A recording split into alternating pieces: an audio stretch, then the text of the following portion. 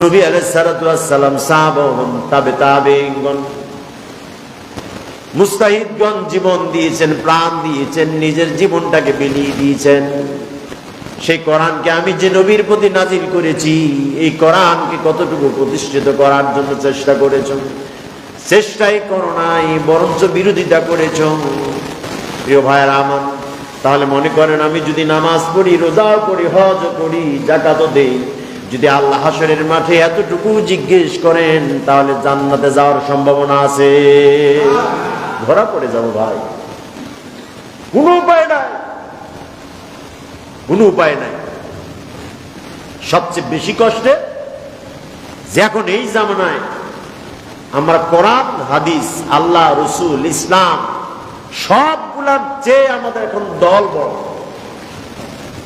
দলকে বেশি প্রাধান্য দিই। আমাদের কথা, কাজে, কর্মে এখন দল সবার আগে, তারপরে কোরআন, হাদিস, তাই না? হ্যাঁ, প্রিয় ভাইরা আমার, আমরা আল্লাহর আনুগত্য করি না, ভালো কাজে অলসতা। এমন কোন কাজ নাই ভালো কাজে অলসতা নাই, প্রত্যেকটি কাজে অলসতা।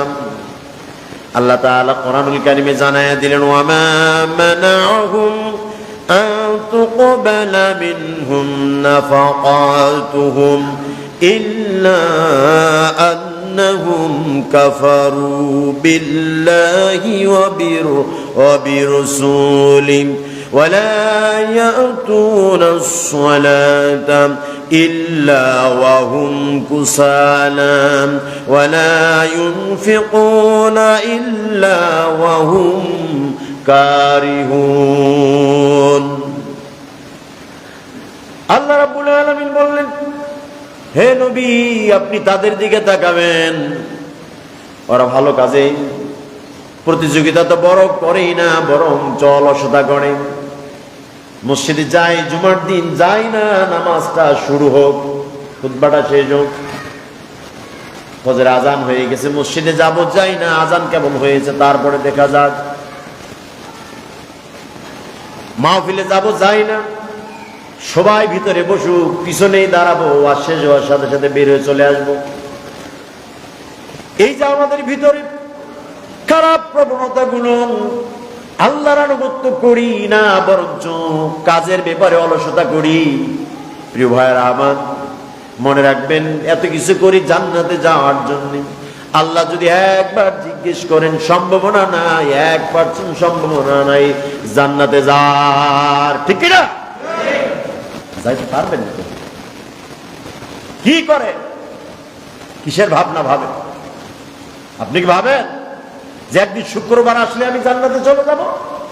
আপনি কি ভাবছেন যে একদিন মাঝে মধ্যে 5 ওয়াক্ত নামাজ পড়লে জান্নাতে চলে যাব? খালি পূর্ব পশ্চিম একটু সেজদা দিলে জান্নাতে চলে? না, এত সহজ না।